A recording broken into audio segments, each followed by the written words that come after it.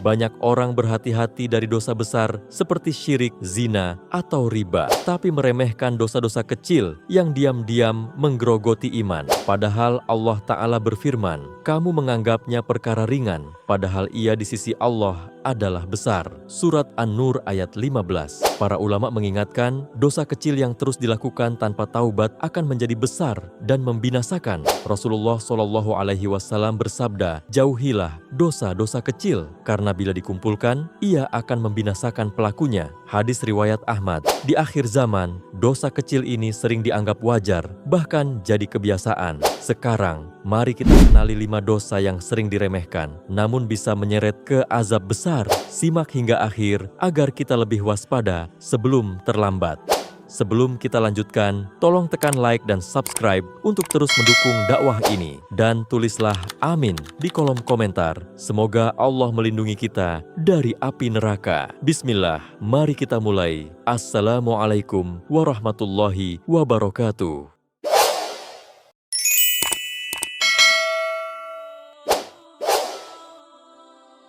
Yang pertama adalah mengambil barang milik orang lain tanpa izin. Banyak orang mengira bahwa mencuri hanyalah perbuatan besar yang melibatkan uang atau barang berharga dalam jumlah banyak. Padahal, mengambil barang milik orang lain tanpa izin, walaupun nilainya kecil, tetap termasuk dosa besar di sisi Allah Ta'ala. Bahkan, sekadar mengambil pena milik teman tanpa mengembalikannya, meminjam pakaian tanpa seizin pemiliknya, atau menggunakan sesuatu yang bukan hak kita tanpa ridho, sudah termasuk dalam kategori memakan harta orang lain secara batil. Allah Ta'ala berfirman, dan janganlah kamu memakan harta di antara kamu dengan jalan yang batil.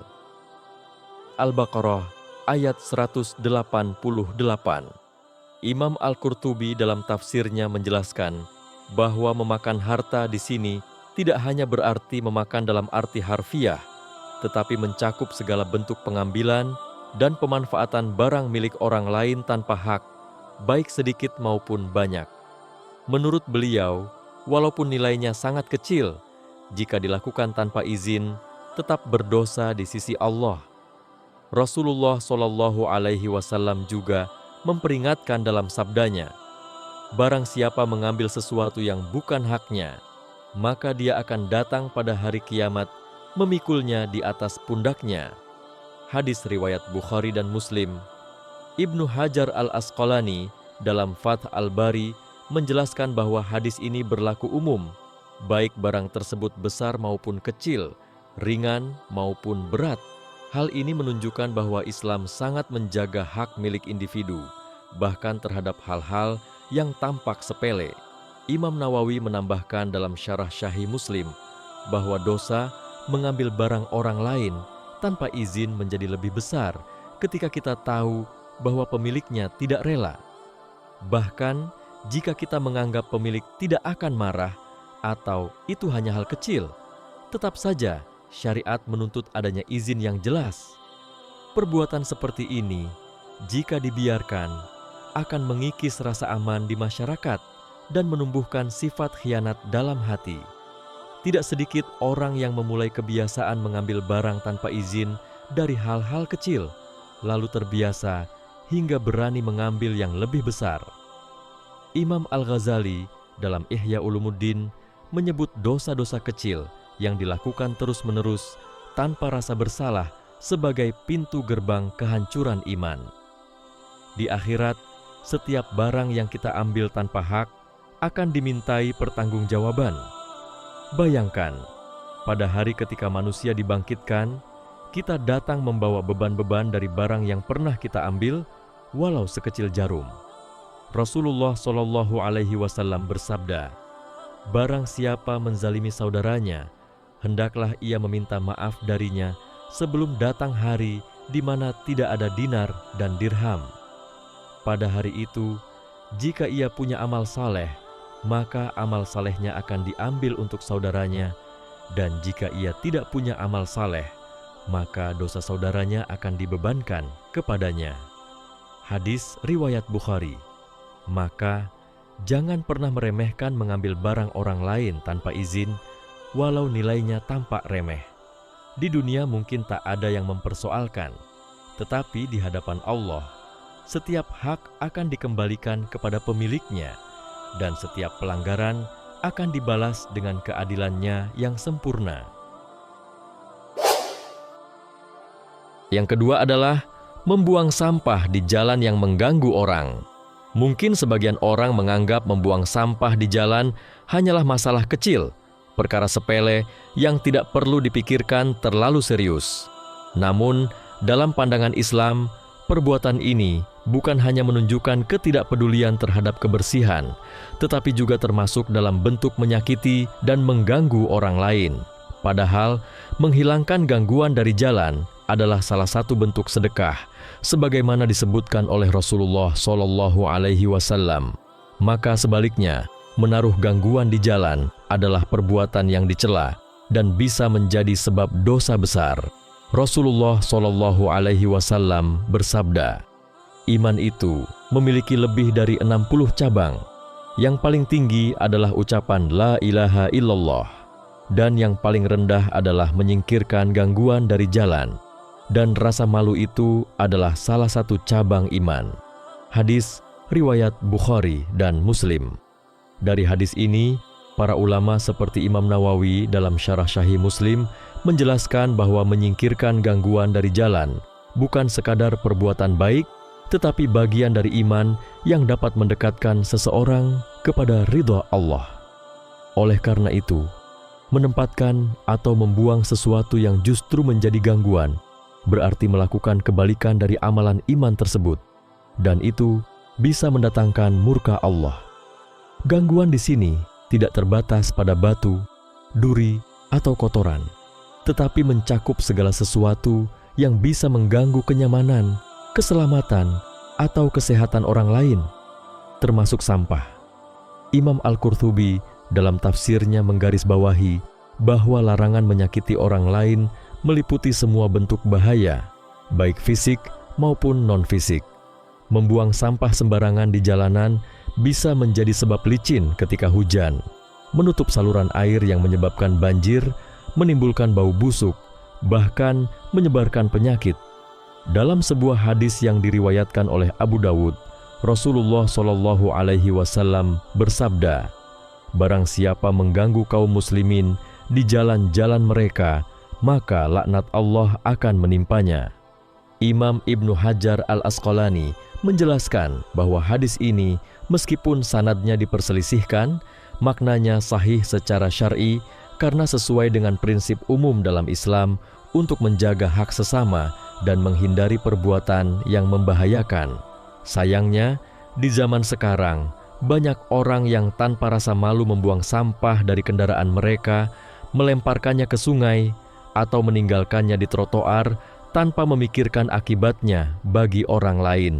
Perbuatan ini bisa menjadi dosa berantai, karena selain menyakiti orang yang terpapar, juga bisa merusak lingkungan yang merupakan amanah dari Allah Ta'ala.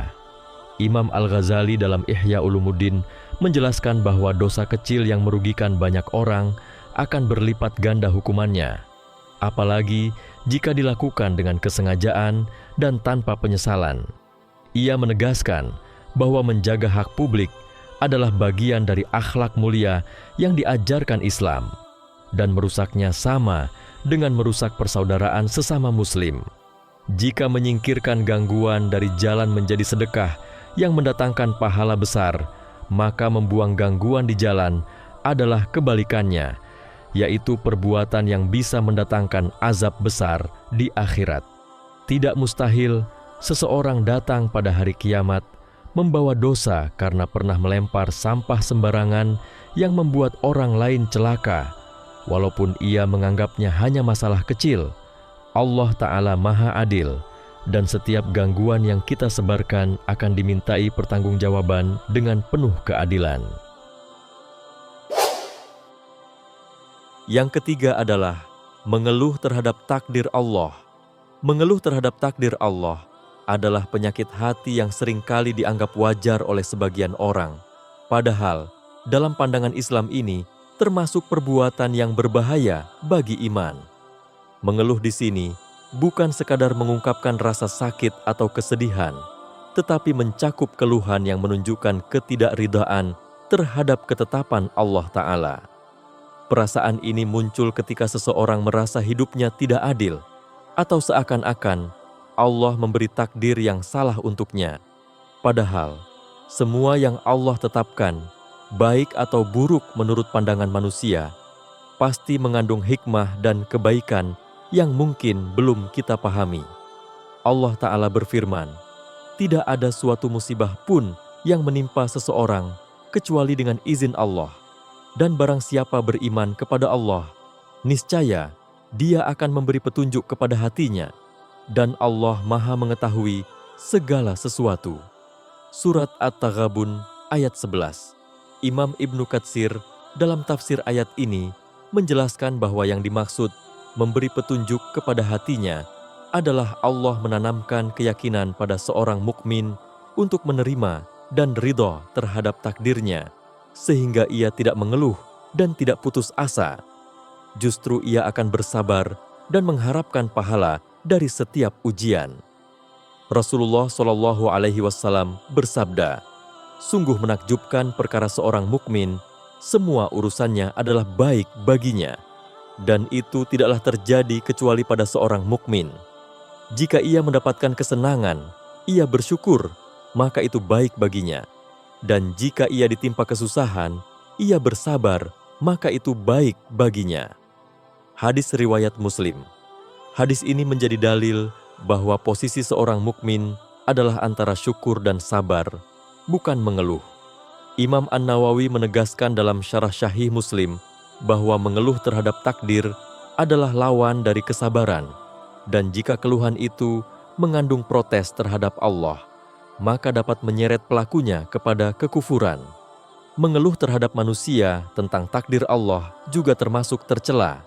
Imam Al-Ghazali dalam Ihya Ulumuddin menjelaskan bahwa menceritakan ujian kepada orang lain boleh jika tujuannya mencari solusi atau doa, tetapi jika semata-mata untuk menunjukkan ketidakpuasan terhadap ketetapan Allah, itu termasuk aduan yang buruk. Bahkan, beliau mengibaratkan orang yang mengeluh kepada manusia tentang Allah seperti orang yang mengadukan sang raja kepada rakyat jelata, sebuah penghinaan terhadap kebesarannya. Di akhirat kelak, keluhan terhadap takdir bisa berubah menjadi penyesalan yang tak berujung. Orang yang di dunia tidak ridha dengan ketetapan Allah akan kehilangan ketenangan hati.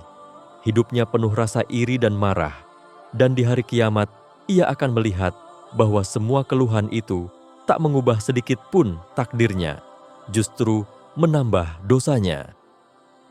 Imam Ahmad bin Hanbal pernah berkata, "Aku tidak pernah melihat seorang yang benar-benar ridha kepada Allah melainkan hatinya selalu lapang, walau di tengah kesempitan hidup."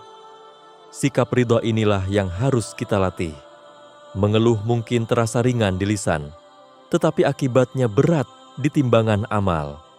Sebaliknya, menahan keluhan dan menggantinya dengan doa, zikir dan sabar akan mendatangkan pahala besar dan meninggikan derajat di sisi Allah. Yang keempat adalah mengintip urusan pribadi orang lain.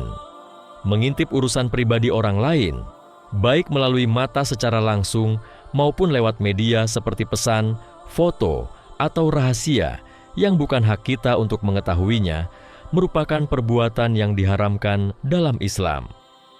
Hal ini termasuk ke dalam tajasus, memata-matai, yang secara tegas dilarang oleh Allah Ta'ala.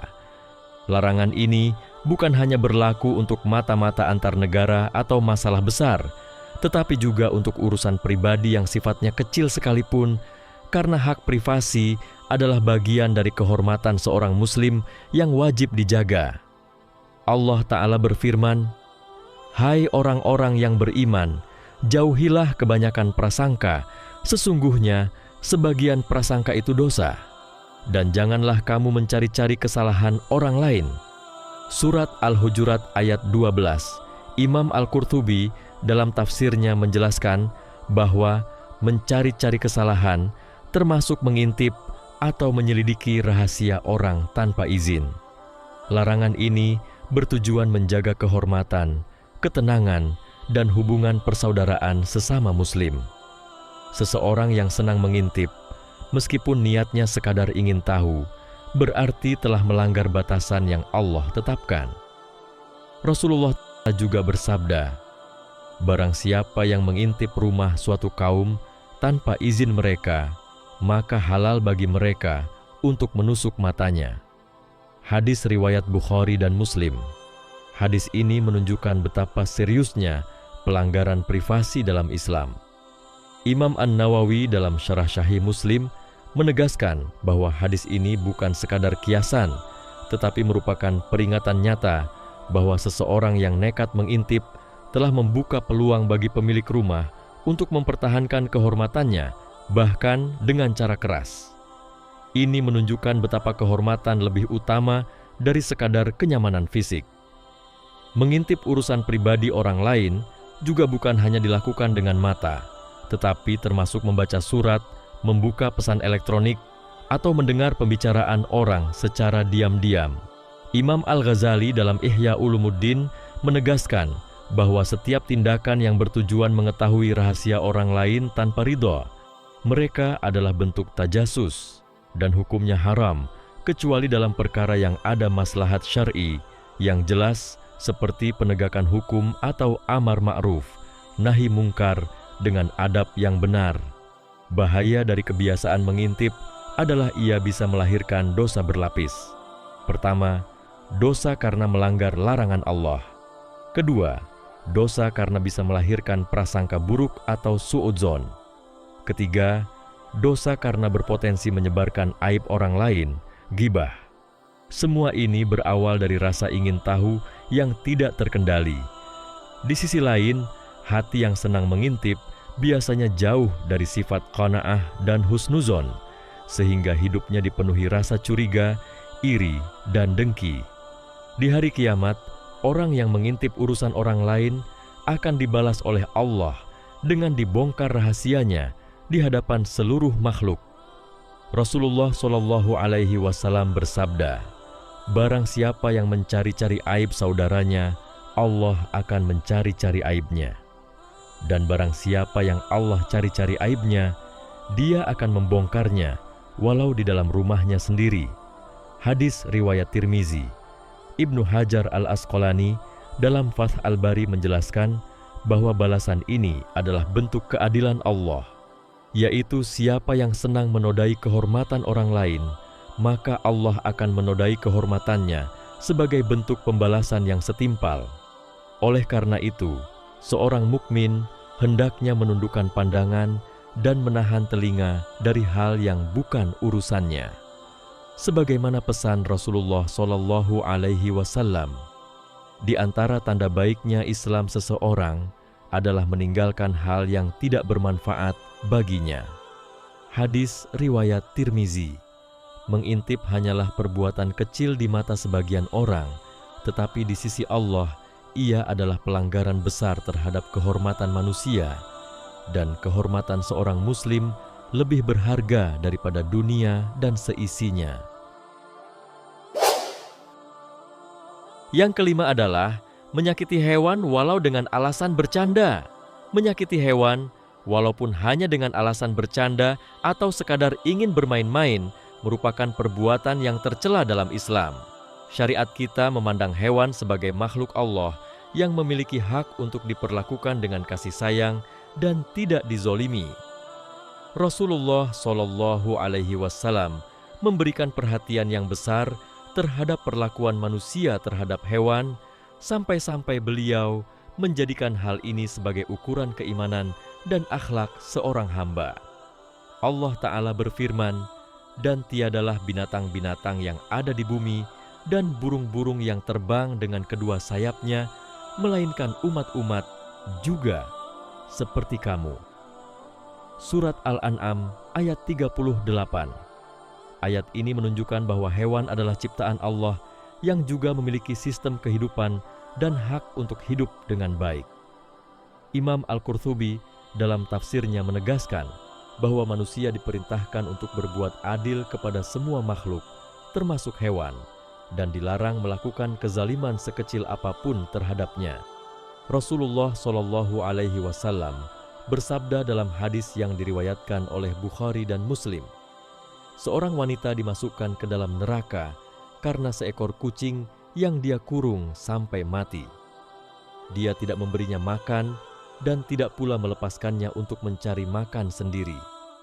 Imam An-Nawawi dalam Syarah Syahih Muslim menjelaskan bahwa hadis ini adalah dalil tegas bahwa menyakiti hewan tanpa alasan yang dibenarkan syariat adalah dosa besar, bahkan dapat menyeret pelakunya ke neraka.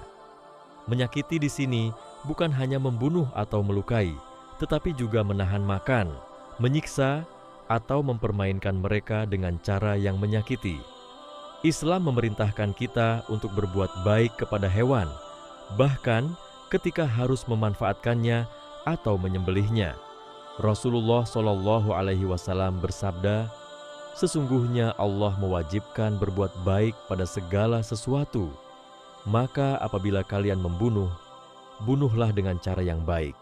Dan apabila kalian menyembelih, sembelihlah dengan cara yang baik. Tajamkanlah pisau kalian dan tenangkanlah hewan sembelihan kalian. Hadis riwayat Muslim. Hadis ini menunjukkan bahwa kasih sayang terhadap hewan berlaku bahkan pada saat ia akan dimanfaatkan untuk konsumsi, apalagi jika hanya untuk bercanda. Ibnu Hajar Al-Asqalani dalam Fath Al-Bari menambahkan bahwa Islam melarang segala bentuk perbuatan yang menyebabkan penderitaan pada hewan, termasuk menjadikan mereka sasaran lemparan, mengadu hewan untuk hiburan, atau memotong anggota tubuhnya dalam keadaan hidup.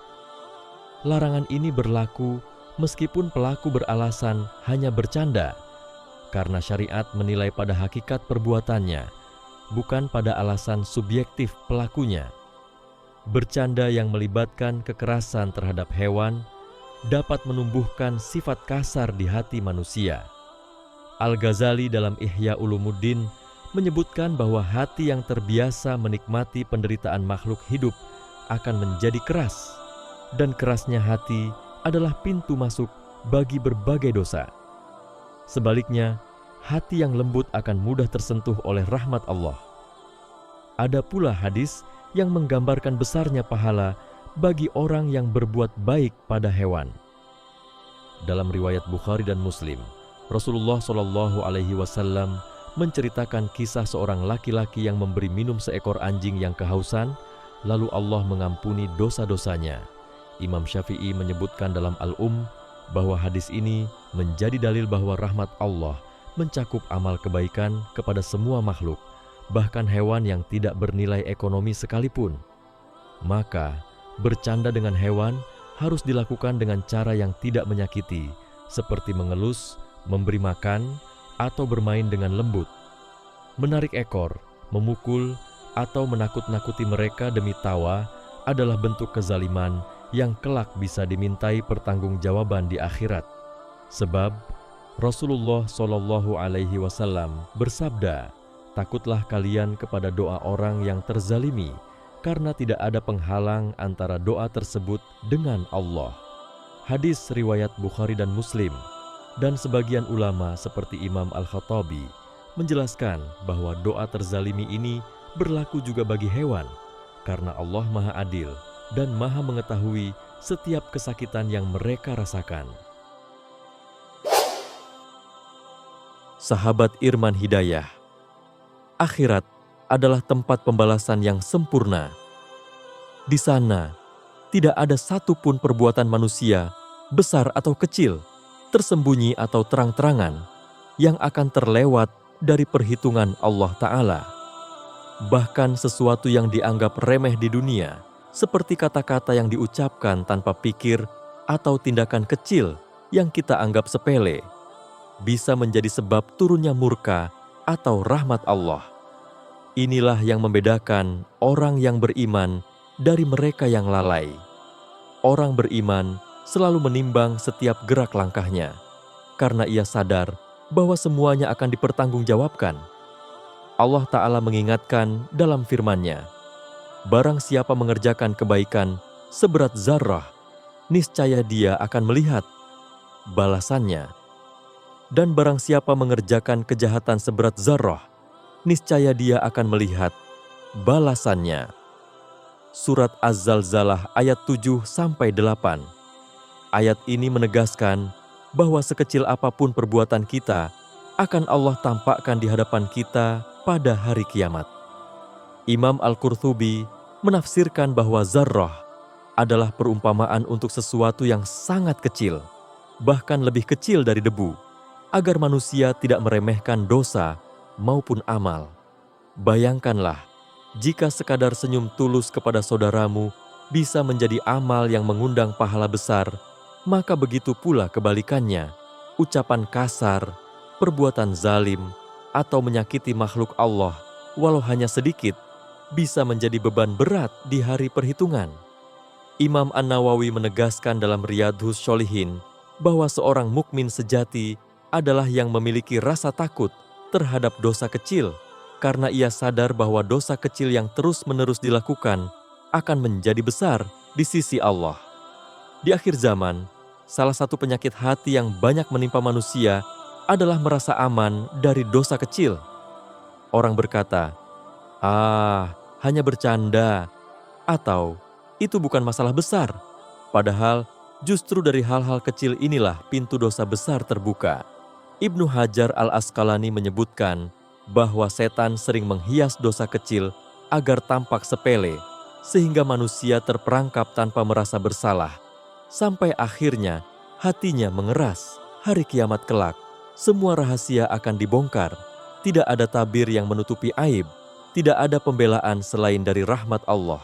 Dalam riwayat Imam Ahmad, Rasulullah SAW bersabda, akan didatangkan manusia pada hari kiamat, lalu dikatakan kepadanya, "Bacalah kitabmu." Maka dia pun membaca seluruh amalnya, baik yang kecil maupun yang besar, yang ia lupakan, dan semuanya ada di dalamnya. Ketika itu, kita akan menyadari betapa berbahayanya setiap perbuatan yang kita anggap remeh di dunia.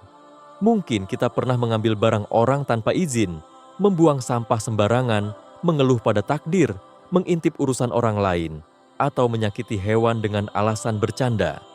Semua itu akan menjadi saksi, dan lidah kita tak akan mampu lagi berbohong.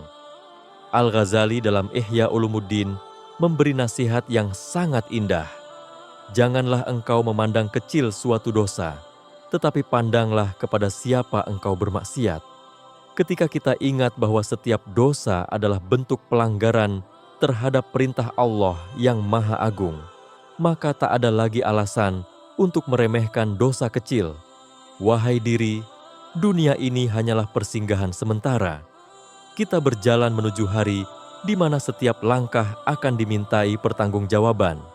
Setiap kata yang keluar dari lisan, setiap sentuhan tangan, setiap pandangan mata, semuanya dicatat dengan teliti. Malaikat tidak pernah lengah, tinta catatan mereka tidak pernah kering, dan lembaran amal itu akan dibuka lebar-lebar di hadapan kita.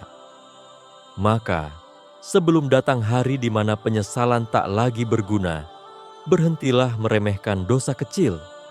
Bersihkan hati dengan istighfar, perbaiki amal, dan latih diri untuk berbuat baik, bahkan pada hal yang tampaknya sepele. Karena siapa tahu, justru dari perbuatan kecil yang ikhlas, Allah memasukkan kita ke dalam surganya. Atau sebaliknya, dari perbuatan kecil yang kita anggap biasa, Allah menimpakan azabnya yang pedih. Sahabat Irman Hidayah, apakah kamu merasa mendapatkan sesuatu dari video ini? Sekarang simak juga 5 dosa besar yang sudah dianggap biasa di zaman sekarang. Linknya kami sematkan di akhir video. Tekan like dan tulis amin di kolom komentar. Semoga kita dan keluarga kita selalu menjadi pribadi-pribadi yang lebih baik dari hari ke hari, sehingga selalu mendapatkan rahmat dari Allah.